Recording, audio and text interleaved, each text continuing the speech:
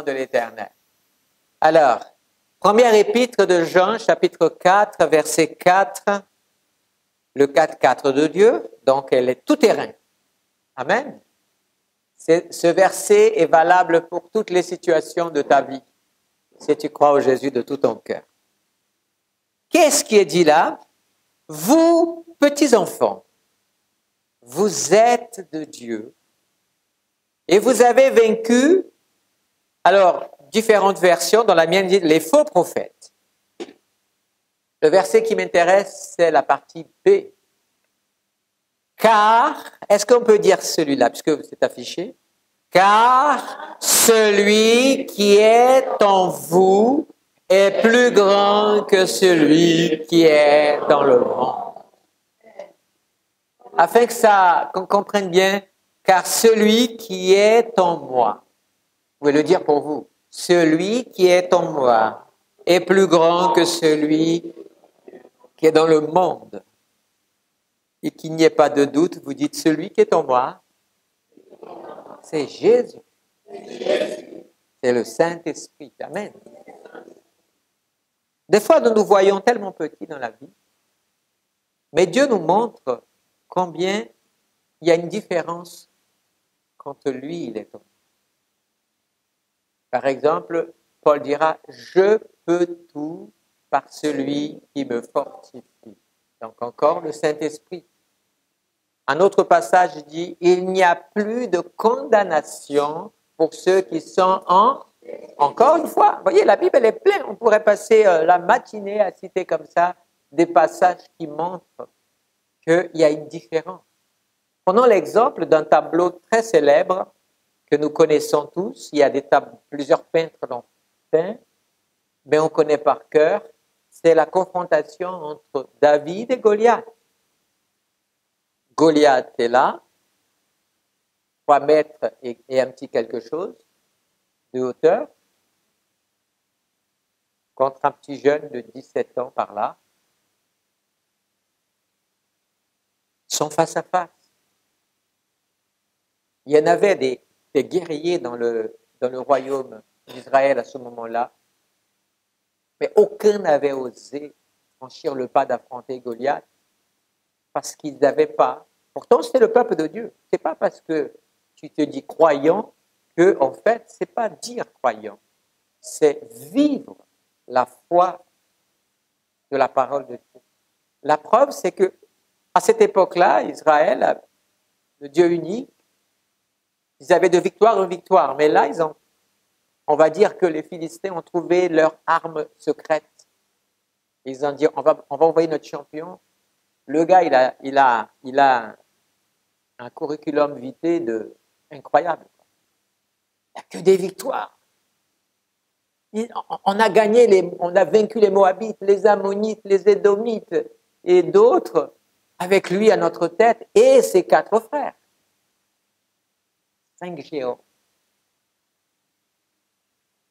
5 géants. Mais Goliath était le champion des champions. Et puis il se dit, on va battre Israël. C'est la seule façon qu'on a, c'est de prendre notre arme secrète. C'est bien quand on a une arme secrète. Non? Je ne sais pas si vous avez une arme secrète, mais vous savez, les gens qui font, par exemple, qui jouent à, je ne sais pas, prenons les échecs, par exemple, eh bien, ceux qui connaissent jouent pour la première fois. Qu'est-ce qu'on apprend en premier? Le coup du, c'est le grand classique. Pour ceux qui ne connaissent pas et celui qui sait, en 3 mouvements et la partie est finie. Coup du berger. J'aime bien qu'il s'appelle coup de berger, celui-là. Mais bon, il faut aller plus loin peut-être. Parce que le coup de berger, tout le monde l'apprend à un moment donné. Ah, bah oui, tu essaies de me faire le coup de berger, tu me prends pour qui là? Vous voyez? Mais par contre, la botte secrète. Il y a un film très vieux avec Jean Marais. Et il avait une botte secrète. Celui qui vient à la Gardère. C'est pas le titre, mais vous voyez, pour les anciens, il avait une botte secrète. C'était à l'époque des duels. Avoir une botte secrète, avoir quelque chose de plus. Pourquoi les grandes nations font-elles peur? Parce qu'elles ont des choses que les autres n'ont pas. Ils ont des armes. Ils ont des choses. Hier, il y avait le couronnement, par exemple, de Charles, c'est ça? Charles III. À un moment donné, il y a eu le défilé des hélicoptères. Et les journalistes disaient, ah, ces hélicoptères, la France ne l'a pas. Et donc, on a eu besoin, par exemple, on a demandé, on a des bonnes relations, et on a demandé, vous voyez, donc, eux, le jour de ce défilé, ils passent quoi? Leur fierté la plus grande. Hein, les hélicoptères qui sont énormes, ceux-là, je ne sais plus comment ils s'appellent. Mais en tout cas, on est tous fiers d'une chose. On est tous fiers de quelque chose qu'on a. Si quelqu'un a une intelligence un peu particulière, ben, il est fier, quoi. Si quelqu'un a appris quelque chose et qu'il peut le démontrer, on est toujours ébloui par la chose qui fait la différence. Et le chrétien, qu'est-ce qui fait sa différence? Qu'est-ce qui fait notre différence? Nous sommes des êtres humains comme tout le monde, n'est-ce pas? Mais une fois qu'on a compris l'Évangile et qu'on a laissé l'Évangile rentrer dans notre vie, on découvre que rien ne vaut ce que nous avons reçu. Si Dieu est avec moi, qui sera contre moi? Amen. Et donc Jean, le même Jean qui a dit ça, dit aussi, car celui qui est en vous est plus grand que celui qui est dans le monde. Oh mais non, j'ai pas oublié, je ne vais pas laisser le pauvre David devant Goliath, ils attendent que je vienne finir le combat, quoi. À un moment donné, ils se tournent, alors tu finis cette histoire ou pas de Goliath, là? Non, je n'oublie pas. Et donc, Goliath, il est là. Quand il voit David, bien sûr, il le méprise. Combien de fois tu es méprisé par les gens? Tu regardes ton apparence, c'est parce qu'ils ne te connaissent pas. Ils regardent ton apparence. Ah là là. Les disciples de Jésus, on va encore laisser les deux un peu. Les disciples de Jésus. Franchement, Jésus, un grand leader va chercher, je ne sais pas, un grand chef d'entreprise, tout ça, va chercher, je veux le nec plus ultra autour de moi, des gens qui ont une capacité. Jésus, il a agi comme un leader totalement différent. Il est allé chercher, pas en Judée, en Galilée déjà. Déjà, la Judée, c'était le nec plus ultra. Le seul qui était, de ses disciples qui était de Judée, c'était Judas, Iscariote. Et c'est celui qui l'a trahi. Vous voyez? Mais qui n'est pas jaloux, il a pris un de là-bas aussi. Mais sinon, tous étaient d'où? De la Galilée. La plupart étaient de la tribu, je crois, de Naphtali et de Zébulon. Terre lointaine, on disait comme ça, terre lointaine. C'est l'expression qu'on dit, d'où tu viens toi? Je viens, tu viens de là-bas toi? Franchement, condoléances quoi. T'as pas de chance où tu es né, c'est pas une bonne réputation là-bas. Voyez, Jésus est allé chercher parce qu'il y avait une prophétie qui disait que là où les ténèbres ont abondé, la grâce a surabondé. Amen. La lumière a besoin de briller là où il y a les ténèbres. Là où il y a la lumière, elle est déjà installée. C'est là où il y a les ténèbres. C'est là où les choses sont les plus dures que l'Évangile va faire des miracles. Des personnes qui ont vécu des mille misères dans leur vie, quand ils sont à Christ, waouh, Dieu le transforme et fait d'eux des choses extraordinaires, des personnes extraordinaires, parce que les ténèbres ont abondé, donc la grâce va surabonder. Amen. Alors, Jésus est allé chercher un Pierre, un Jean, un André, un Jacques, un Thomas, et bien d'autres. Ce n'étaient pas des gars vraiment... Vous voyez ce que je voulais dire? Ce n'étaient pas des lumières, allez, disons-le. Ce n'étaient pas des lumières. Et Jésus leur dira, vous serez maintenant la lumière du monde. Waouh! Matthieu, par exemple, Lévi, collecteur d'impôts, quoi. Le gars, si on pouvait l'attraper au coin de la rue et le tabasser de travailler pour les Romains, il était prêt à le faire. Mais lui, qu'est-ce qu'il a fait le jour où il a accepté Jésus? Il a fait un repas chez lui. Et il savait très bien où il faisait le repas. Je vous ai déjà montré ça. Pour les maisons de l'époque, c'était sur le toit. ce repas. Donc, quand les gens passaient dans la rue, on voyait tout le monde qui mangeait. Et il a annoncé la couleur. Je dis, maintenant, je suis avec Jésus. Alors, les religieux, ils ont dit, ah, regarde-moi, c'est moi les pécheurs. Jésus, Dieu descend les voir. Il a dit, mais je suis venu chercher les brebis perdus, la pièce perdue, le fils prodigue. Venez, on va manger ensemble. Non, Dieu me garde de me contaminer avec Dieu. Vous allez voir. Et le Lévi, il a écrit un évangile. Aujourd'hui, on lit tous l'évangile de Matthieu. Parce qu'il a pas eu honte.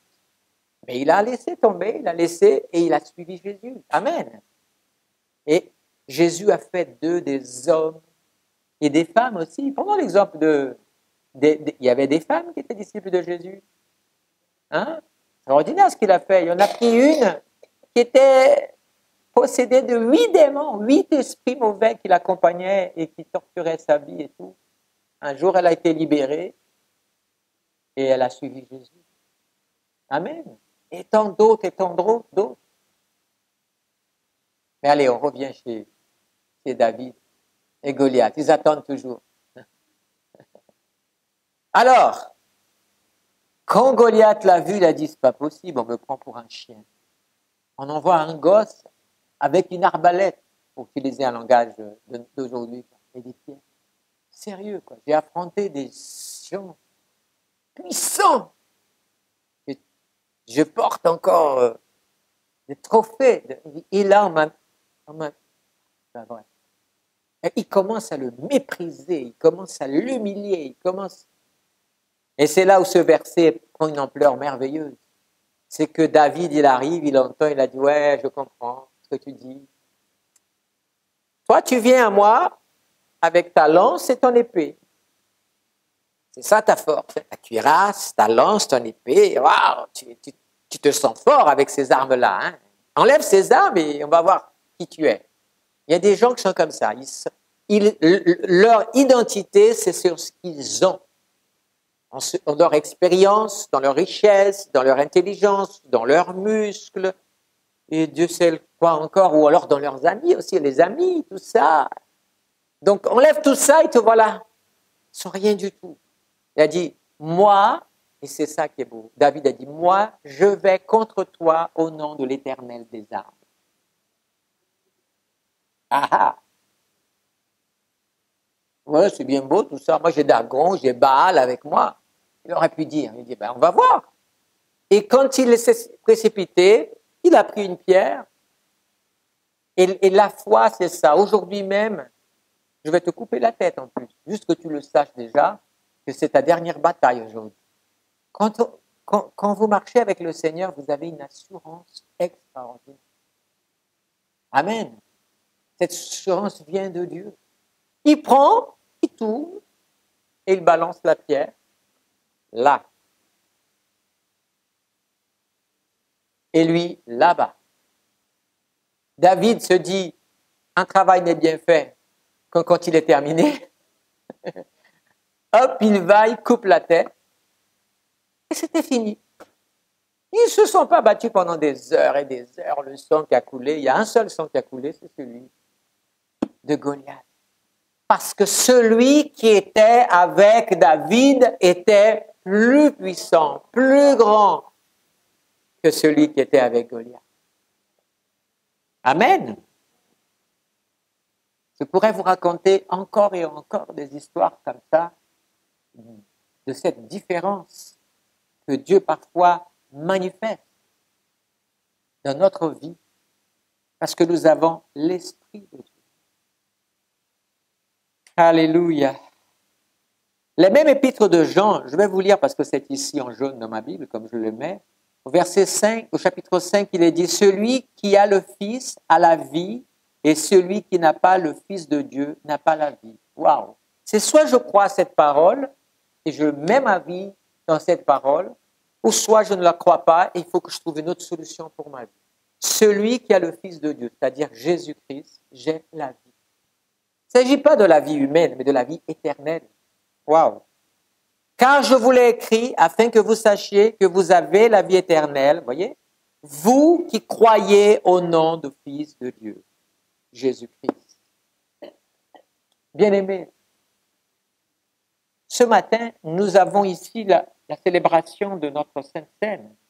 Et nous qui participons à la Sainte Seine, c'est parce que nous avons été baptisés après avoir accepté Jésus. Nous avons été baptisés et le baptême, c'est l'identification. Vous savez, il y avait le baptême je pensais je crois que c'était ce matin, le baptême de Jean et le baptême de Jésus sont presque pareils le même. La liturgie est la même, mais la finalité n'est pas la même. Parce que le baptême de Jean, c'est le baptême de la purification. C'était par immersion. Mais Jean ne pouvait pas baptiser au nom du Père, du Fils et du Saint-Esprit parce qu'il n'avait pas cette révélation-là. Vous voyez? Il connaissait le Père, Jean. Il avait le Saint-Esprit, mais il ne le connaissait pas sur cette action-là. Et il a eu la révélation que Jésus était le Fils.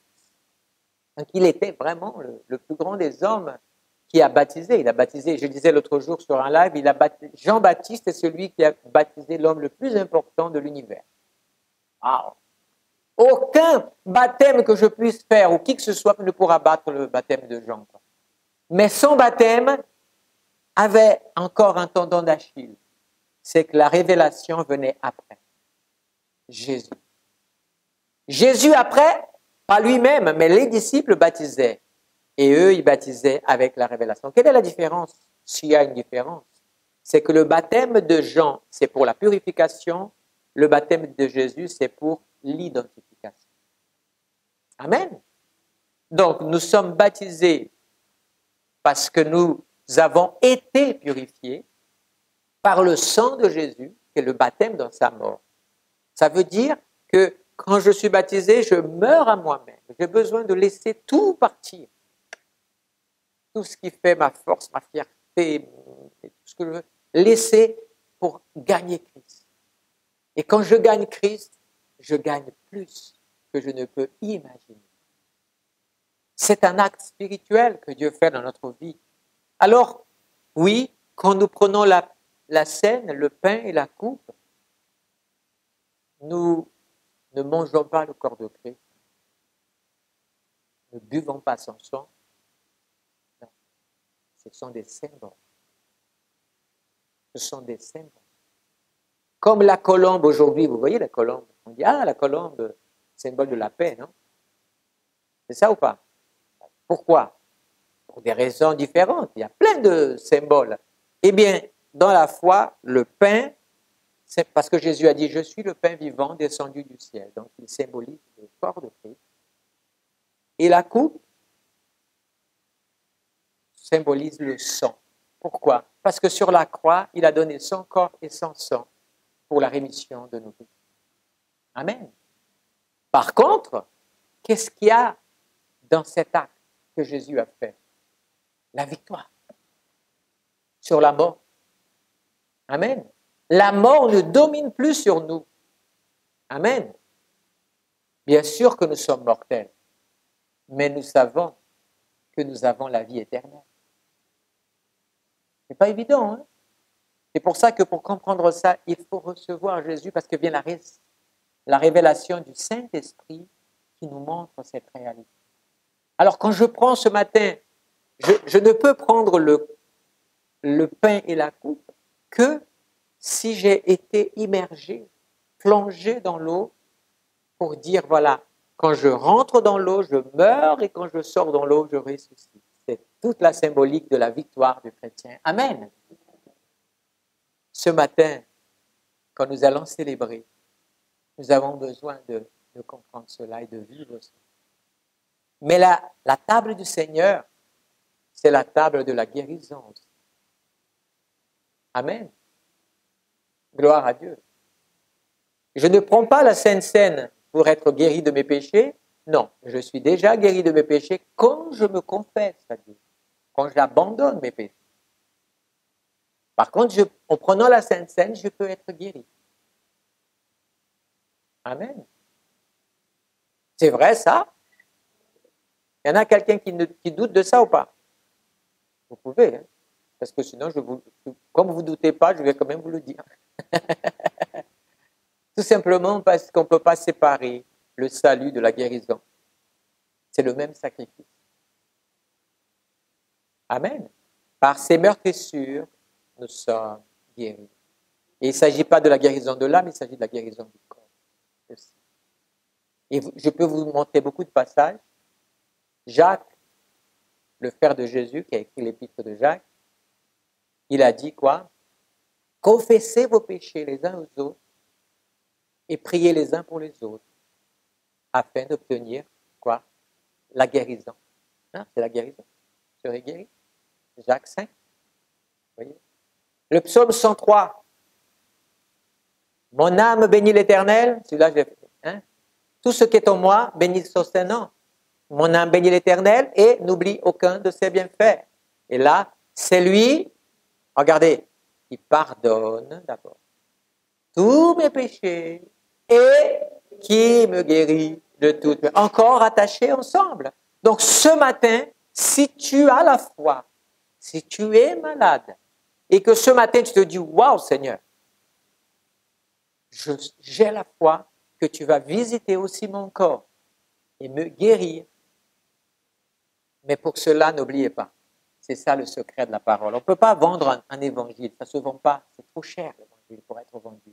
Il est donné gratuitement, mais il a coûté très cher. Mais on se doit d'une seule chose, être vrai. Amen. Il y a un grand personnage dans l'histoire qui a dit ceci, la vérité, elle est indépendante parce que la lumière en elle-même, elle se suffit à elle-même. Et c'est pour ça qu'elle est devenue humaine, pour que nous, on puisse goûter à cette vérité. Jésus-Christ étant la vérité. Amen. C'est une belle phrase, hein? Mais c'est une belle vérité aussi. C'est pour ça qu'il s'est manifesté à nous. Et une fois que nous avons Christ, celui qui est avec nous. Amen. Ce matin, encore une fois, je vais vous inviter à réfléchir sur ces paroles, tout simplement en baissant vos têtes, en restant dans une communion de prière. Et si quelqu'un ce matin a besoin soit d'accepter Jésus comme son sauveur, moi je suis prêt à prier pour vous, si vous êtes prêt à donner votre vie à Jésus ce matin. Vous avez envie ce matin de dire, ce matin, c'est le jour de ma nouvelle naissance. Je veux accepter Jésus comme mon sauveur. Il suffira de lever votre main et de prier avec moi pour recevoir Jésus comme votre sauveur.